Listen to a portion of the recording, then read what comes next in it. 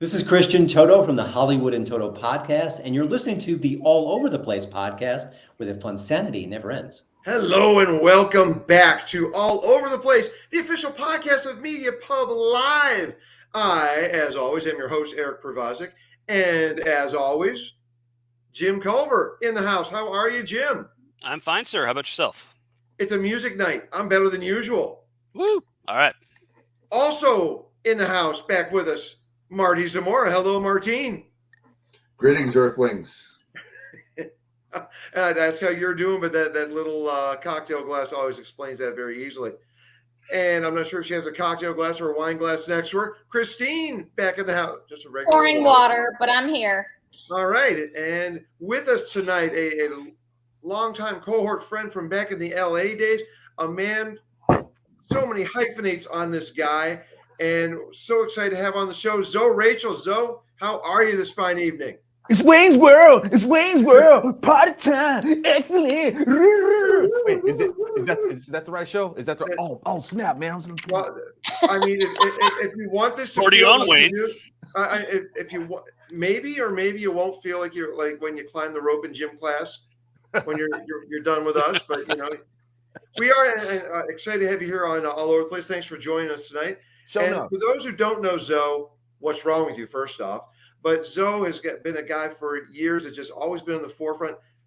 And I don't say this is going to sound like hyperbole, but without a doubt, one of the most talented people that I met in the conservative circles back in conservative and beyond circles back in LA. And he's a singer, he's a songwriter, he's a band leader. He plays every damn instrument like he's Prince or Stevie Wonder. Now, I know that I maybe you don't play as many as those guys, Zoe, but it feels when you watch your videos, it feels like you're a one-man band.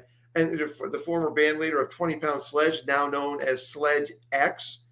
And there's so many projects. You got the Zoloft, you got the Zopium Den, everything under the banner of Bronze Serpent Media. I just thrown a lot of stuff out there, but, you know, like, how you been and what projects are the main things that are on your plate right now? Oh man, you mentioned them. That's it. That's the thing I'm trying to concentrate on the most. And we kind of call ourselves like the internet's best secret, the best kept secret. As we put these things because a lot of people are like, hey Zoe, man, I haven't seen you for years, man. Where have you been? It's like I've been here. Where you been? I've been putting out videos like every week, but somebody got mad and does not want me seen. So but I'm still at it. And actually, what I really wanted to do is I wanted to take the Zoloft and the Zopium Den, which are weekly commentaries that I do. The Zoloft is more focused on social political commentary, or things that's going on in the news cycle. The Zopium Den is definitely more Bible focused, and it's a chapter by chapter, verse by verse reading. It's basically the anti-fuddy-duddy Bible study. But we go in there, we have our little, we party with the real life of the party Jesus. But we do it in a pretty laid back manner and put the fun and profundity, you know what I'm saying? But what we want to do is we want to develop them into full blown comedy shows. I love all these ideas. Everything that you've put your stamp on, and I've loved, and it's one of those things like, how do you know someone you're doing the right thing? People want to stamp you out. Yeah. And then so I'm excited for all this stuff moving forward. And folks, make sure you check out Zoe over at bronzeserpentmedia.com. You'll be able to see all of this stuff and just as things progress. And one of the things that you've been doing a lot lately, and just coming across my feeds, is your cover songs that you do.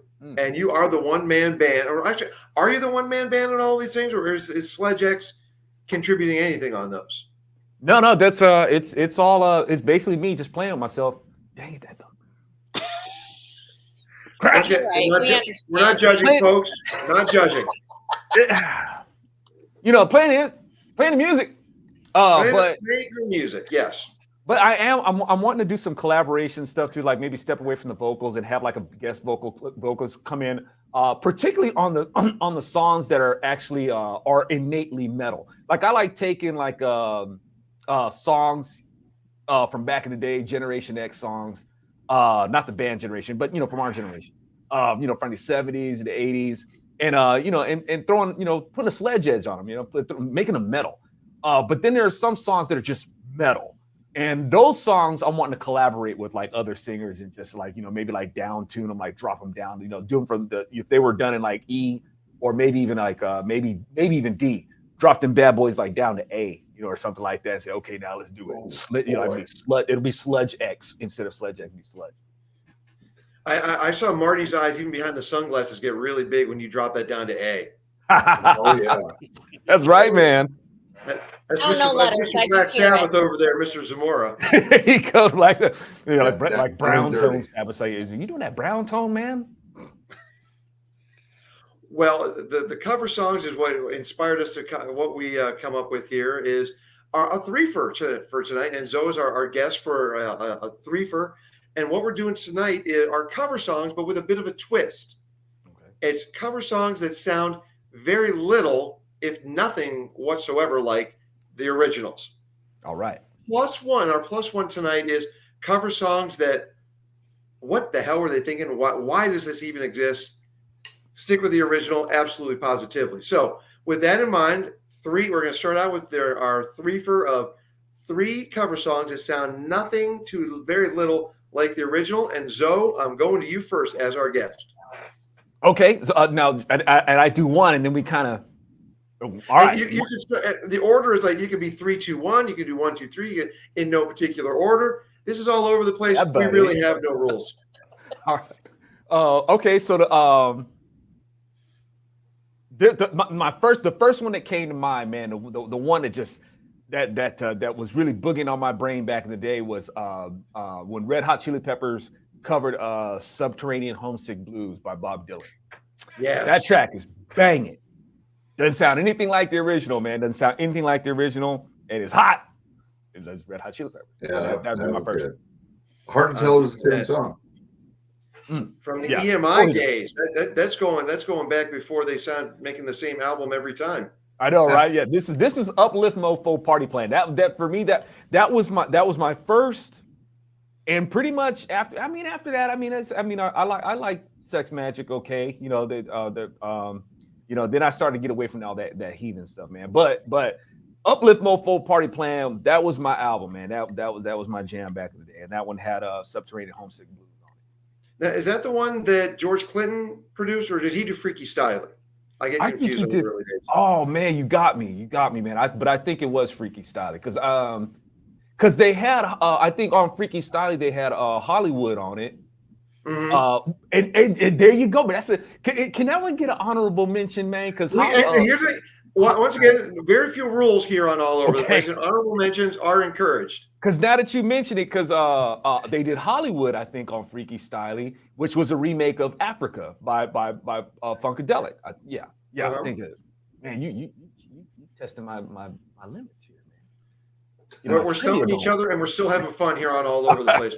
It's what we do. All right, love that Subterranean Homesick Blues.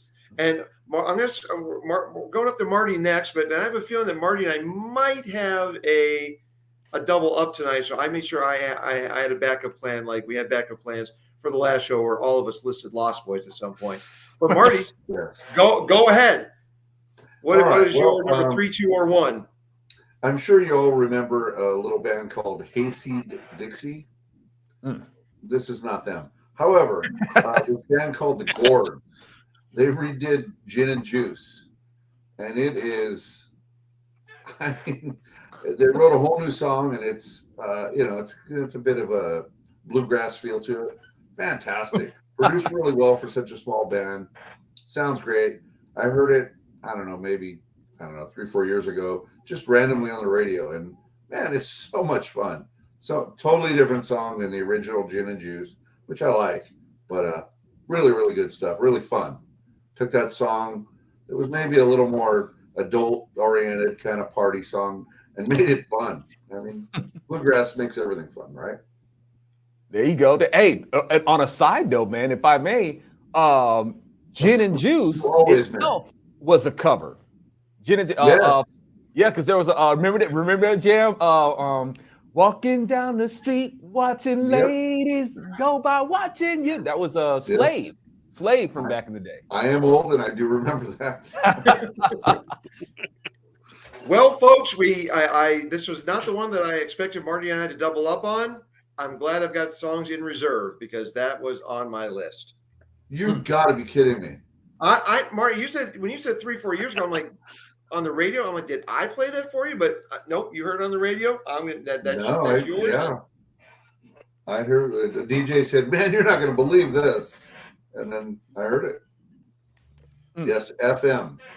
All right. radio. Well, there you have it, folks. The Gores, Gin and Juice. Nice call, my friend. As he takes a sip of God knows what. Looks like bourbon. Gin and juice. All right. No, it's All not. right.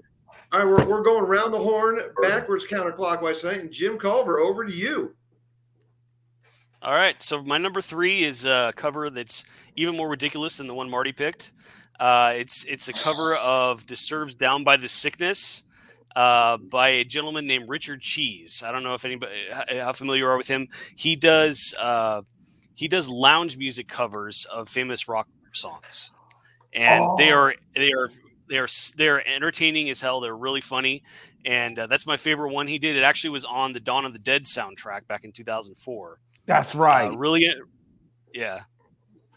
funny song. I always got a kick out of it. His stuff's a kick, and yeah, that's probably my favorite tune by him. So that's my pick. And Richard Cheese, is that the guy? Yep. Okay. Yeah, the way he'll take like a classic rock song or a metal song and just give like a lounge lizard take on it, and just start kicking in with the you've heard Disturbed "Down with the Sickness," but he'll be like there it is. Yep.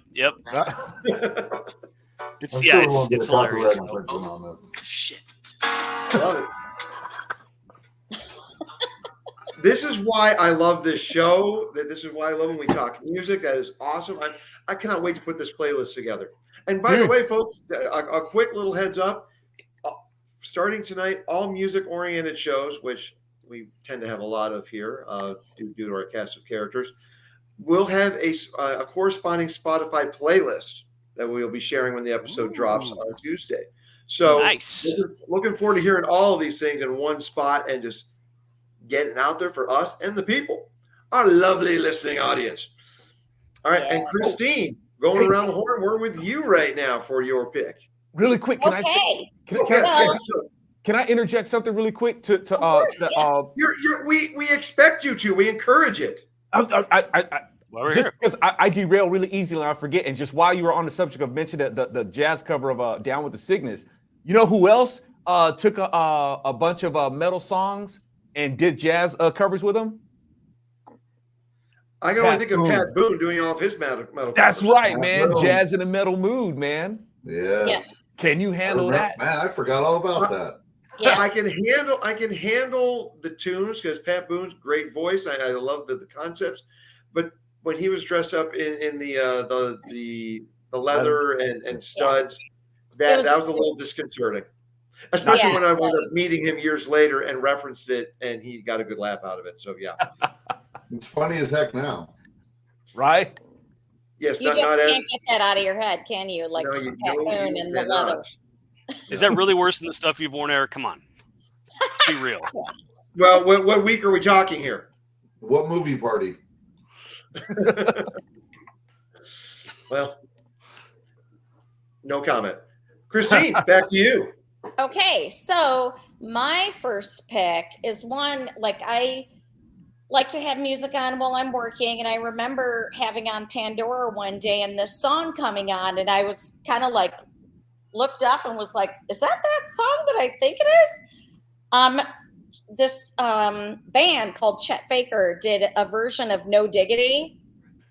It took me a while to recognize it, and I was like, yeah, I like that. No Diggity. What style is it in? It's kind of downbeat. It's like kind of just easy, sort of, and it's like an alt rock station that I was listening to, but it's like very kind of easy, downbeat, sort of. I like the way you work it, no diggity. Nice. I gotta bag it up, kind of. All right. Yeah, kind of unrecognizable, but when I did, I was like, hey, that's kind of cool treatment. Right. I like them novel covers like that, man. Well, Marty took what I was going to go with first with the Gourds Gin and Juice. So I'm going to do it. And he mentioned a band, and Zoe, something that I brought up earlier with when we were talking pre-show, Kiss. This band that Marty referenced, Hayseed Dixie. I'm gonna pull an audible and go with my introduction to them. And they did an album called just Hayseed Dixie, a hillbilly tribute to AC/DC. And my favorite one on there was their twisting in a hillbilly way with the banjos and very, like Marty mentioned, bluegrass stuff. And their take on Dirty Deeds Done Dirt Cheap was awesome. And they released subsequent albums, and like the next one, like Mountain Love, I think that was just a bunch of covers, which includes some Ted Nugent, Cars, and then I'm not sure if it was the next project, but they did an album completely devoted to Kiss. And one of the ones that they did was Let's Put the X in Sex. Done hillbilly. I'm sure even Gene Simmons was sitting and was smiling on that one. Well, probably because he was getting some residuals and he didn't have to market it himself, but he likes marketing. So Yes, he does. So Hayseed Dixie, their various hillbilly projects is my cumulative number 3, but specifically their AC/DC, Dirty Deeds Done Dirt Cheap.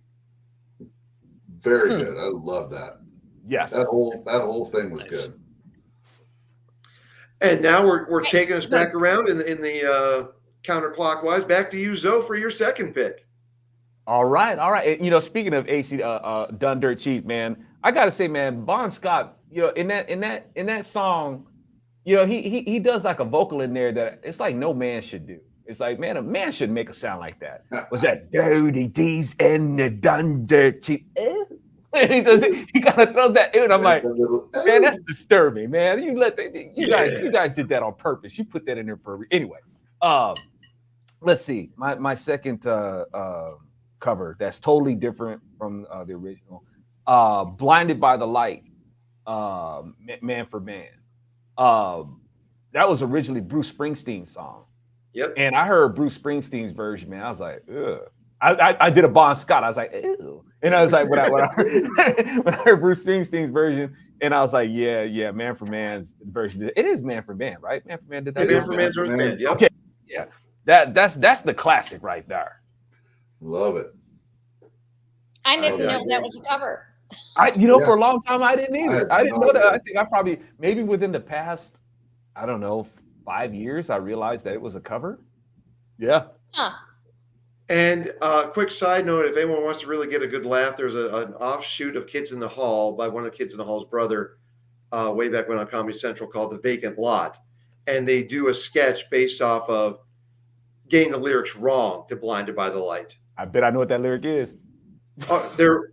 Pick a lyric, racked up like a douche. Yeah, it's. I've seen that skit. That's funny. Yeah. So, but I digress as we switch over to Marty for his next pick. The crowd goes wild. All right. This one, maybe one of you have also selected it, but it's Royals by Lord, done by Puddles the Clown, the sad clown. Yes. That is, it's not just a cool, like he did a funny thing. It is so good. The arrangement, the piano arrangement, there's really cool shit all throughout it. The song is just better. It's just so much better than Lord. No disrespect, but it's so much better. So much better. And the coolest thing is at the very end, he cuts it off before the song's over and just turns and grabs his shit and leaves in the video. It's brilliantly done. So good. I love that song. I mean, all by itself, I just love it. Besides it being sort of a parody kind of thing, but he's just doing his thing, but he's dressed like a clown. It's fantastic. I love it. Much like Hayseed Dixie, we could give Puddles his entire show. Yeah, no kidding. Everyone underestimates how good he is. Everyone, because it seems like he's just doing a gimmick, but then he gets up there and his musicality is so good. His talent is so good that everyone's just blown away. Like Weird Al. Exactly. Good Weird Al is. Well, I didn't even realize that. He's so busy making you laugh, you don't realize how good he actually is at everything he's doing. Go ahead, Eric. No, I only know Royals because Al did the foil parody. Oh no, I meant go ahead and let her rip about how great Al is. That's a show unto itself too. And I will break out the accordion for our Weird Al show. Nice. You know, we should do that. Anyway. You know, I Speaking of saw digressing. Puddles in Mesa accidentally, but a friend of mine had an extra ticket, and I was like, okay, I'll go see this weirdo. But it was fascinating. It was really fascinating how good, like you said, the musicality. And I did get to meet him afterward and take a picture with him. And Did you stand I mean, on the he's ladder? in character the whole time. Does not break Doing character. the things with the little poof balls, twisting them.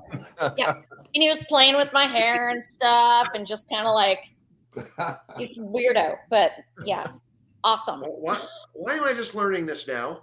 No. I don't know. Because I just thought of it now because somebody brought up Puddles and I actually had to look at my phone and Google to make sure that's who I saw. More great picks tonight, folks. And we're going to go over to Jim now for what I'm sure is another great one. Okay, yeah, my number 2 is was kind of a quintessential one on the radio when I was growing up. It's "Can't Help Falling in Love" by UB40. It's kind of so the way they took that classic Elvis love ballad, which, fun fact, was originally written from the perspective of a woman falling in love with a man, till Elvis kind of took it and made it his own. So the way they turn that into this kind of upbeat reggae, it just sounds so different. The vibe is so different from the original, and it's just a fun little ditty. Yeah, It is great. I do like that. I do like that version of that song. And that song has been remade like countless times. So many bands have done that song. Yep. But so many bands have done that song, like Elvis, UB40. Yeah, they Bill did Shatner make do it. it? I think Bill Shatner did it. Spoken word one, I think he did. Oh, God, Shatner, is that what you said? I think he did, yeah. And for the kids who didn't grow up in our generation, UB40 is an unemployment form. The things you learn here on All Over the Place, folks, which I just did. I was today years old when I learned that's what a UB40 is. Wow. I cannot believe, I'm in shock. I knew a thing about music that Eric did not. This rarely happens. I will be the first to admit, not a UB40 guy, so that's... Yeah, I'm not into him either, but somehow you got me. I'll fall on the sword. I disagree. Their Jeffrey Morgan album is iconic. I freaking love that album. That album's amazing. I'm in the perfect camera placement right now. Otherwise, I'd be pulling a Marty now and throwing my chair and going off screen. That is not the album that Red Wine appears on, just so you know. Doesn't matter. And I'm sorry I uttered those bad words. It's a crappy Neil Diamond song. It's a crappy UB40 song. But once again, we digress. Which may have an appearance later. All right. Christine, over to you. Foreshadowing. Who knows? Okay, so mine, I admit I had to do a little research for this show because I was like, songs that don't sound anything like the original. Heck if I know. So I actually found this next one on one of the lists, the articles that I researched for this show. But when I listened to it, I was like, dang. I love this band. But when I heard the song, I was like, yeah. And I encourage all y'all to go and check it out. Comfortably Numb by Scissor Sisters. It's like a disco version of Comfortably Numb. So good. I'm having a hard time believing you, but I'm going to give it a shot. Just based on the band name. Some things on this show will be better enjoyed on YouTube. And this is one of those moments, the last 30 seconds. So, yeah. I probably should, at this, considering the name of the band, I should probably just listen to the song and probably just skip on watching the video. I don't know. Yeah. I didn't see the video. I just listened to it on Spotify. The song is good. I never heard it before Christine was doing the research. I'm like, yeah, because I'm not the biggest Floyd fan in the world. So, but I respect him, but this song just, yeah, different level. I dig it. It was good. Yeah, it was I good. dig Floyd, and I love disco, so I'm sure to like this. Check it out. I encourage So you. is it like in the vein of like Funky Town or like? A little bit. Like it's a little bit funky. Yeah. Okay. Disco is. And then I encourage you to go listen to more Scissor Sisters because they're a lot of fun. But not bump. Rim shot. Hey now. No. Well, again, I'm trying to figure out an order here after I had to audible for my first one, but I'm going to go with one that I liked playing in my DJ days as the night was winding down, and it's a medley from PM Dawn.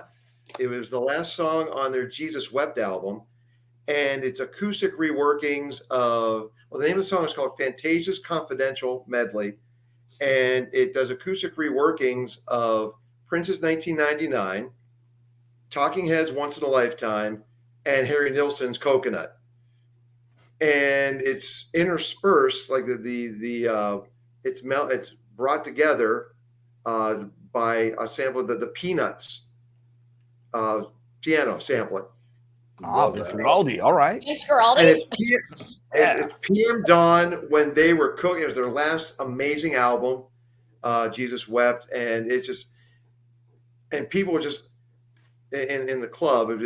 They knew the chords for 1999, but then once he started singing, and Prince B, was that the guy from PM Dawn? I'm blanking. Rest in peace.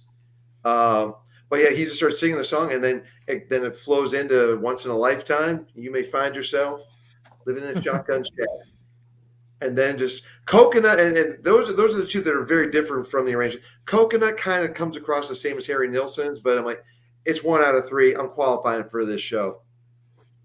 I think the only cover I've heard or sample I've heard from like a PM Dawn or a PM Dawn song is when they took that cut from a Spandau Ballet.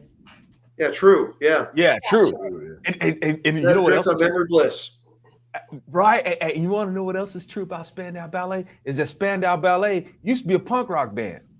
Yeah. Before they went like all, and the name Spandau Ballet is freaking morbid, man. It has something to do with like somebody who like got hung or something, like they got hung up on something. And like as medieval they're torture type stuff. Yeah, it's like it's like a dance that they do before they die because they hung and they start doing it, and it's called the Spandau Ballet, and that's what they took their name from. Yeah, and they kept that. I did not know that. Yeah, I learned a thing today. Well, once again, today years old when I learned that one. 2 things today. See, folks, we are occasionally educational here on All Over the Place. That's important. The more you know. Accidentally educational. Maybe that should be the title of the show. We did have Zoe on all the time. Well, Captain Informative there. We're going to go back to you, Zoe, for your third pick and any other honorable mentions you might have. Okay. Is this the one where it's like the cover? It shouldn't have been covered or? No. This is your final one of the 3 that sound nothing like the original. And then the honorable mentions. If you have any honorable mentions that you want to mention, now's the time to do that. Okay. Okay. Well, this because this is this was a difficult one. 24/7 Spies doing Jungle Boogie by Kool and the Gang. And I can't say that it necessarily sounds a whole lot different. I mean, the vibe is very different. The arrangement is not really different. All the courses and stuff are the same. The textures are pretty much the same, except for it's metal. And but I think it's different enough to mention. And it was a toss-up between that and Fishbone doing Freddy's Dead. So it's that one also just it's got a lot of meat to it. It's different enough. I like it. Quick little side note here, folks. We're getting a message from Jim. Jim had to fall off. Oh no, we're checking in on Jim, but I'm sure he'll be back. The technical difficulties happen here on All Over the Place all the time. Oh, and I think I see him again. And he's back. All right.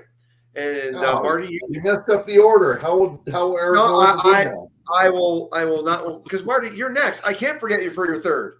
I see you trying to jump in line there, Jim. That's what that was. You're not going to fool me, buddy. Oh yeah, that was it.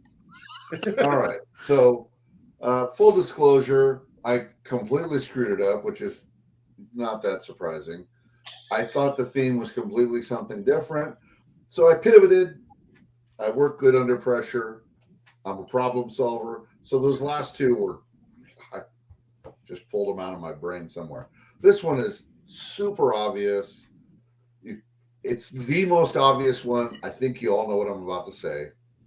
Hurt by Johnny Cash. It's super obvious, but super awesome. I mean, you know, how do you go wrong with Johnny Cash, first of all? What was that? And second The of all, dogs approved of that one.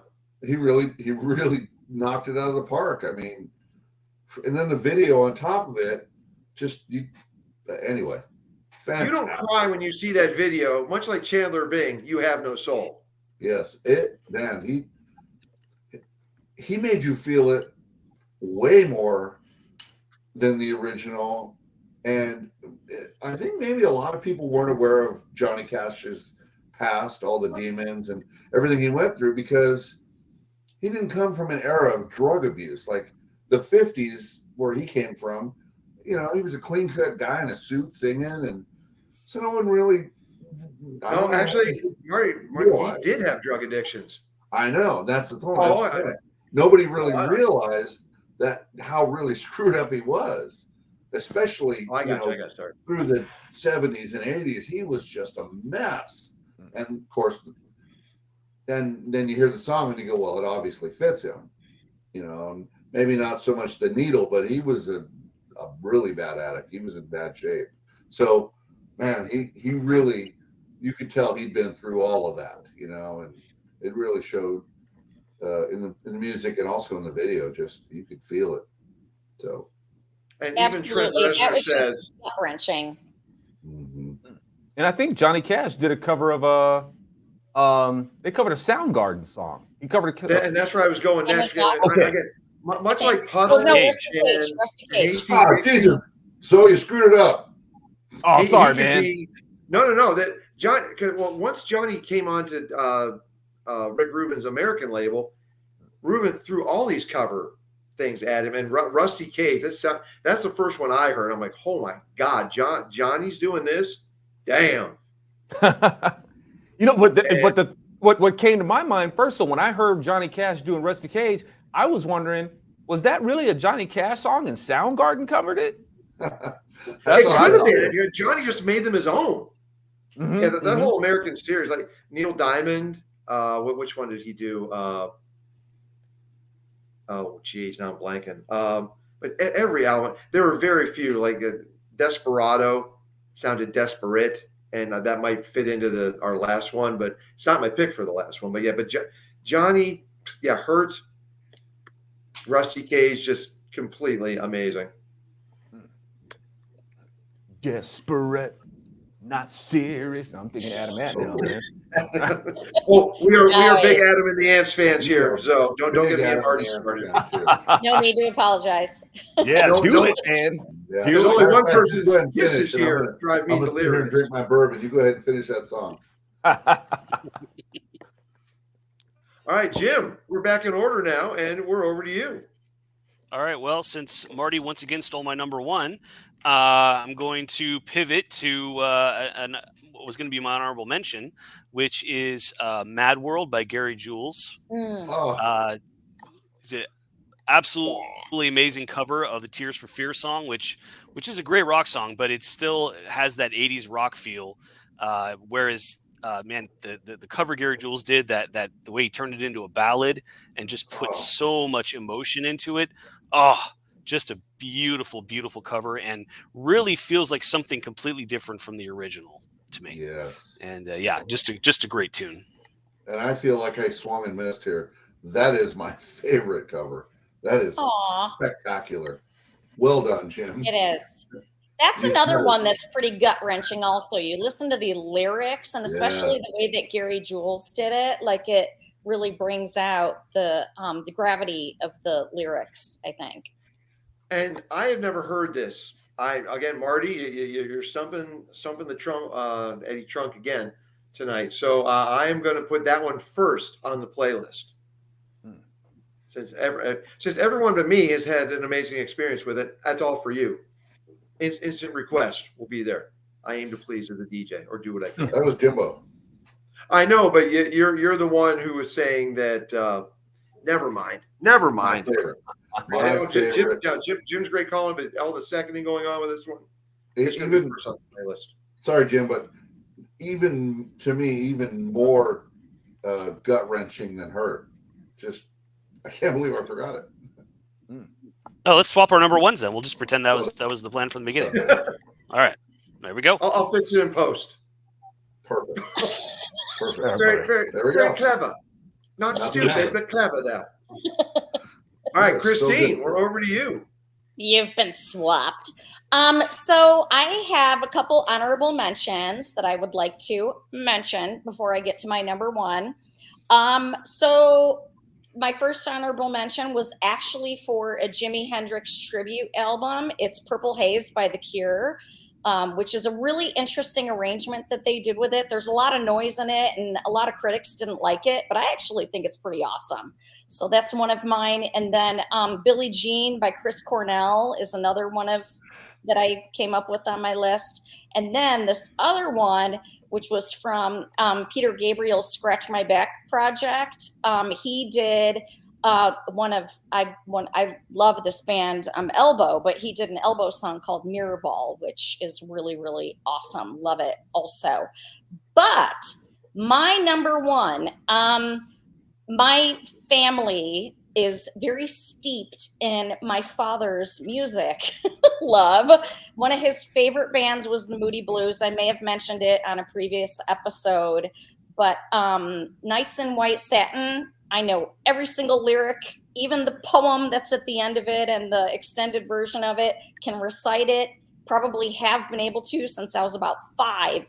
But recently, and this just popped up in one of my playlists randomly like a couple weeks ago, and I was like, dang, like this is crazy version of this. It's a punk band, the Dickies, did a version of Nights in White Satin that is just nuts. But I love it. It's really cool. And it's like in my regular listening now. Awesome. Really like it. I once again, folks, even behind the glasses, I saw Marty's eyes get really big when Christine mentioned the Dickies. I love the Dickies. They're great. Absolutely. And they did a bunch of covers also, but of course that Nights in White Satin, it's just deep in my family's name. Any one of my siblings can recite that. Like you say, oh, Nights in White Satin. Think about it. Nights in White Satin, never nearing the end. Yeah, they can sing the whole thing. Oh man. Love it. I didn't get too much into the Moody, and somebody just asked me to cover a Moody Blues song, and of course I can't remember which one it was. It wasn't Nice One. I can hear you doing the voice. Was it The Voice? Oh That was man, great. dang it! I got to go back and I got to go through the catalog of Moody Blues, figure out which song it was, or see if I can find that request. So Can't wait to find out Before which I one it forget, was. yeah. Before I forget, Zoe, I shared your cover of Huey Lewis, Heart and Soul, Okay. with two of my friends who are huge Huey Lewis maniacs, Ryan Hopak and AJ Laird. But Ryan, I think it was Ryan, was especially impressed with the fact that you were skewing more towards the live version of that song than the one that wound up on Sports. Huh. So I didn't want to forget that he wanted the props that you got for taking the live arrangement of that one. Oh, nice, cool, man. And sometimes I do that. I go and I watch a band and I see how they perform it live and see what sort of nuances they throw in there, and it's, truth be told, I didn't know that's what I was going for. But I do. I didn't realize that it had that much influence over what I was doing, where he would pick up on that. But I'm glad that it made the grade with him in that way. I told you at the start of the show, folks, he's a super talent, but absolutely. And Christine, I'm glad you brought up the Peter Gabriel as one of your honorable mentions. I'm going to throw an extra one into my honorable mentions. Peter Gabriel on the Scratch My Back doing Paul Simon's Boy in the Bubble. He slows it down, makes it like almost a morbid song, as only Peter Gabriel will, like from the would have fit perfectly on any of his early 80s albums. And I love his cover of, or his take, I should say, on Boy in the Bubble. And a couple more honorable mentions. One that I thought that Marty and I would actually be doubling up on tonight, but we didn't. Judas Priest, what they did to Joan Baez's folk song, Diamonds and Rust. Wow. I thought you were going to say Fleetwood Mac's song. No, that was another one. Priest, in their early days, they tore up. Yeah. The early stuff. Like they took hippie songs and they made them, they roughed them up. And Green Man Alicia with the 2-pronged crown that Fleetwood Mac originally did. Priest, 70s stuff, awesome. But Diamonds and Rust is another of my honorable mentions. Yeah. And another, my final honorable mention, the arrangement is very similar to Van Halen's. It's Lee Presson and the Nails, and they do a big band cover of Hot for Teacher. And it's smoking, as they would have said back at the old the days there on the doing the swing dancing over there at the Derby. But yeah, Lee Presson on the Nails, Hot for Teacher, similar arrangement, but it did bum bum bum bum. Great take on it. But my number one now, after a few audibles within, it's a cover or a rearrangement of AC/DC's Rocker, which brings us back to Bon Scott, of course, the Bon Scott days. But Nick Curran and the Lowlifes, they do it. I think that song clocks in no more than a minute 30, minute 40. They took a 3-minute song and just revved it up. And if you've never heard Nick Curran and the Lowlifes, they are kind of like if Little Richard and Brian Setzer had a baby, and they just go crazy on Rocker. And I see Rocker. I'm like, what's going on? And then I'm like, this is AC/DC. Oh my, yeah. God knows I love my AC/DC and my Bon Scott, but Nick Curran, the Lowlifes, done awesome beyond words. And actually, that's how I'll end the playlist on an amazingly upbeat and very energetic song. But that's my number one, Nick Curran and the Lowlifes, and their cover of, or their take on AC/DC's Rocker. So there's our top 3 of songs that we just can't get enough of, folks, songs that we love. But our plus one this week will be a cover song that no, 1,000 times no. Why'd you do it? And for the record, we will not be putting these on the playlist for this list only. And that's really not necessary. No. Our ears have been tortured enough, and we don't want to torture yours. We are your friends here on All Over the Place. And we will kick it off as we go around the horn back to Zoe for his pick. I think the one I was, I guess, disappointed with, or whichever, say, man, what you guys do that for? Metallica doing, I think it was Turn the Page by Bob Seger. Yep. Man, come on, man. You guys didn't, what you guys do that for? Give me something. Go do a Puppets revisit. You know, I mean, because, you know, they had the Garage Days revisited, and that was all covers. It's like, yeah, okay. I felt that one back in the day. But yeah, when they covered Bob Seger, it was the same song, but worse. Yeah. Or it was the same song, but louder. Yeah. And that's one that has gotten stuck into their set list for the longest time, too. I'm like, eh. And it's just like, I go to Guns N' Roses. I don't want to hear them doing covers over and over again. I don't want to play your deep catalog, guys. And Metallica, yeah, I got to agree with you on that one, Zoe. I liked it maybe the first couple times I heard it. Now I'm like, you know what? I'll stick with Bob Seger's if I have to. If I have to. Right? But, and as much of a fan as I am of Metallica, I've never seen them live, and that's me being like, you know, really self-absorbed and say, man, if I'm ever going to see Metallica, I want to be opening up for them, man. I want to be one of the supporting acts. That's how full of myself I am. But yeah, I've never seen them live yet. Well, I'm not sure. I think it has wound its way through your new neck of the woods, which will remain a secret. But they've got. I like what they did this tour. They did 2 nights. A Friday night and a Sunday night in a city, and it was the no, help me out here, Christine, was no repeat weekend, and so completely different sets Friday. And on Friday nights they had Pantera and Mammoth WVH, Wolfgang Van Halen's awesome band, opening, and on Sunday it was Ice Nine Kills Death Punch and Five Finger Death Punch were the Sunday night bands. and completely different sets both nights. Wow. But I would highly recommend, if it's still somewhere in America, I would go see the Monday night, or I'm sorry, the Friday night, because Mammoth WVH and Pantera ripped the house down before Metallica come on. Nice. So, and without me to get tricky there with the jockeying back and forth with Jim and Marty on the circle here, the circle gets a square, our 5-pronged Olympic homage here. But Marty, over to you next. All right. Well, I forgot about, I had an honorable mention real quick. Aces High by this flamenco band called Flamenco. Well, is that the instrumental one only?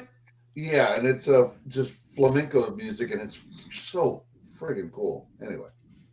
Nice. Second thing, Zoe, is that a Jackson 7-string over your shoulder there?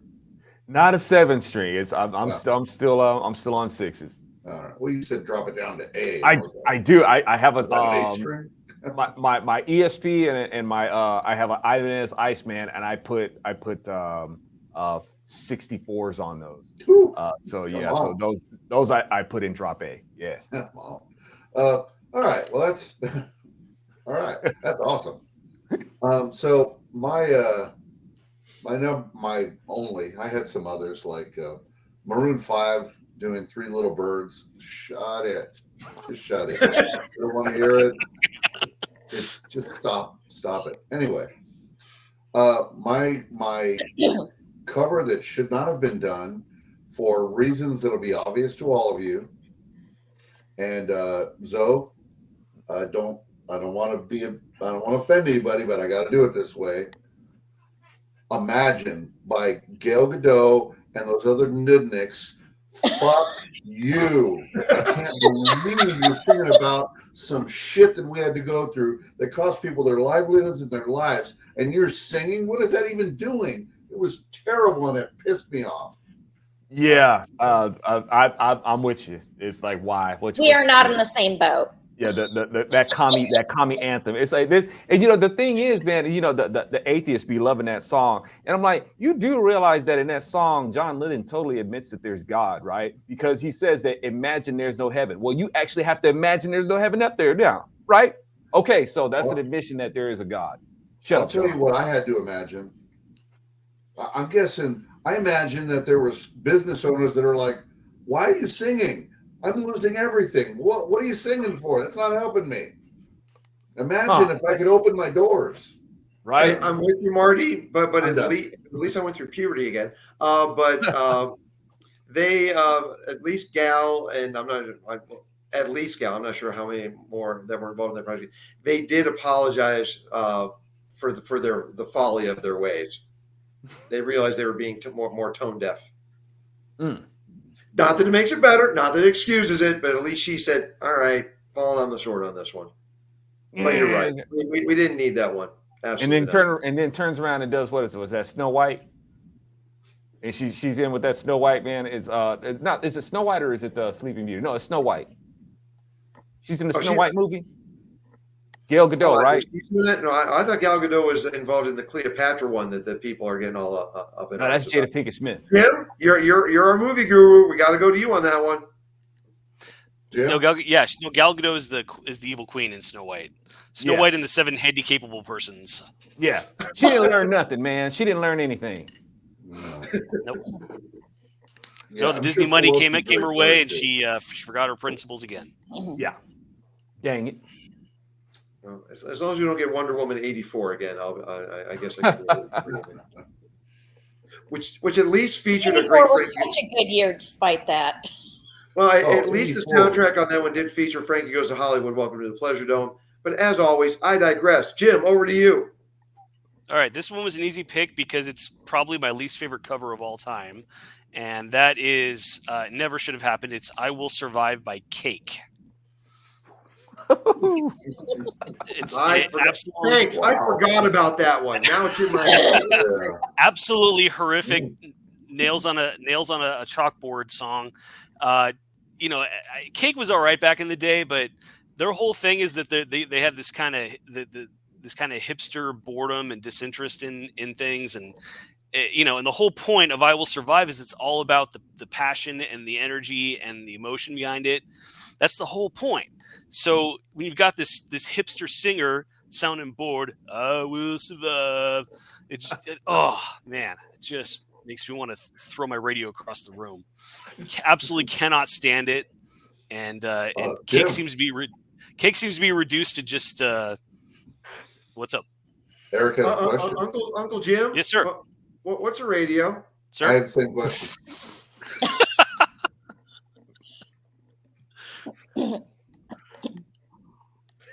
I like But that yes. assessment of Cake. It's All right, like, all right. like this disinterested kind of. That is the vibe, man. Yeah, I like that. Well, it's fine for fine for some stuff, but you take a song that's all about passion and emotion, and just so wrong. I guess that they were maybe trying to go after the irony angle. At, I'm trying to give the benefit of the doubt here. Yeah, maybe.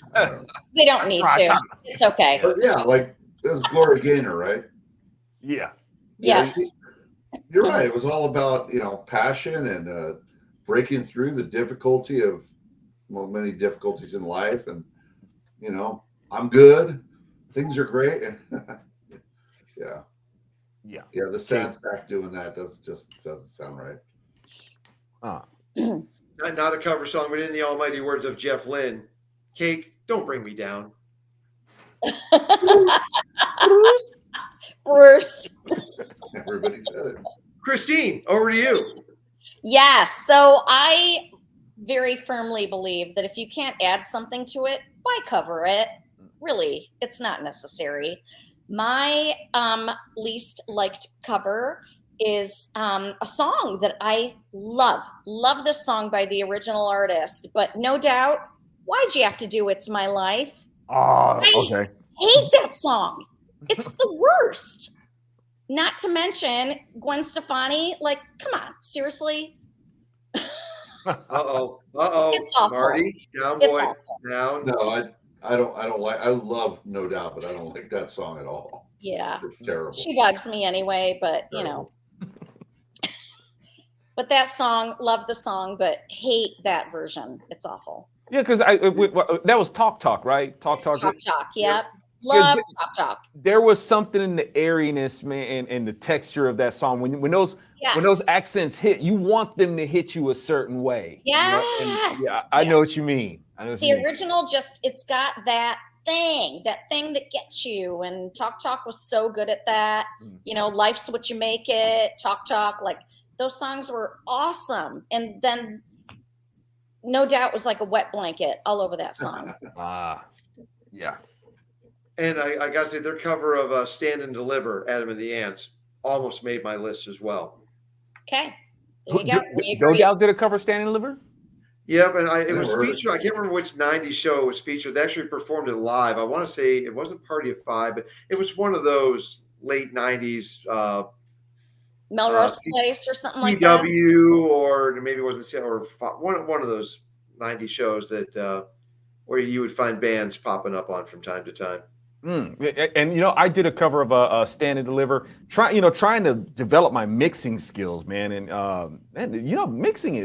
mixing and just audio engineering, that stuff's no joke, man. You can really mess up your songs, or you can really make them great. And I was more definitely on the spectrum of messing up songs, like trying to mix them. And I did a version of Stand and Deliver, and it's like sometimes I think, man, I wouldn't mind going back and redoing that. Now, I got a question on this one. Did you play two drums separately on that one so you could get that Burundi kick? No, I just straight up one set of drums, no doubling up. No, I played it all the way to it's, but I have I have voicings that I could put over the drums. Like once I play them manually, I go in, I can track like voices over and stuff like that and double them up. Yeah. Well, I'm sure I would like it more than No Doubts. But... Well, clear, but definitely. I do have a dishonorable mention before I get to my number one, and both of these songs are by two bands that are in my top five. And In Excess, their cover of Born to Be Wild, which was I can't remember what it was, a B-side to in the early 90s. Michael Hutchence, rest in peace. Man Crush Numero Uno. That song was bad. I did not care for it. And it was too soon to me after the Cult covered that song on Electric.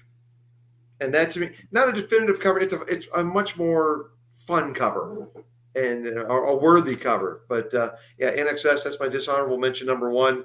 But my number one song, I'm like, what? No, and this is the only, and then why this surpassed NXS, there's only one song in the entire David Lee Roth catalog, and probably the Sammy Hagar as well, where I will hit next. Or now that I have it on vinyl, I will skip right over to Little Guitar's intro on side 2 of Diver Down. Dancing in the Streets. Okay, yeah. And learning later in life that, because Eddie had a whole different plan for everything in the band at that time, and it's that little Moog synthesizer thing he's got going at the beginning of that. He wanted to make a song as kind of an homage to Peter Gabriel and what Peter Gabriel was doing in 81, 82. And Ted Templeman said, no, we're going to take that and we're going to make that the intro to Dancing in the Streets.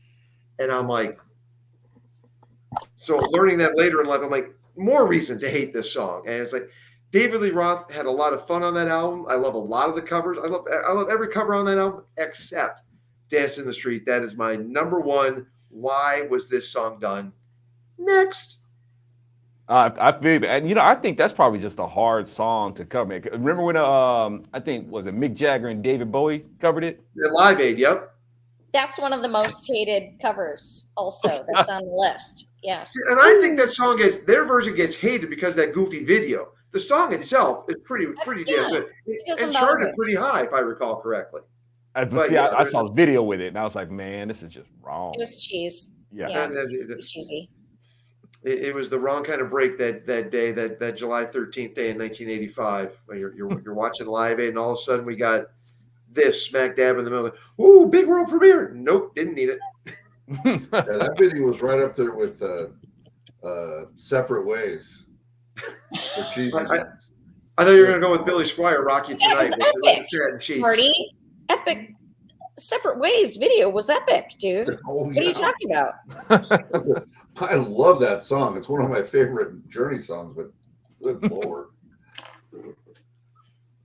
Yes. Yeah, I got you. I got you, Marty. Man, there's some buck teeth for you there, too. Yes. I'm here to make it worse. Yes, that is awesome. Steve Perry's dong through the whole video. Like, come on, stop. Well, there you have it, folks. The all over the place Threefer for the week, featuring our buddy Alfonso Rachel, and be sure you check him out over at bronzeserpentmedia.com. All the different projects is this multi-medium Zoe Rachel, and thank you, Zoe, for joining us here on All Over the Place. So much fun having you. All right, thanks for having me, y'all.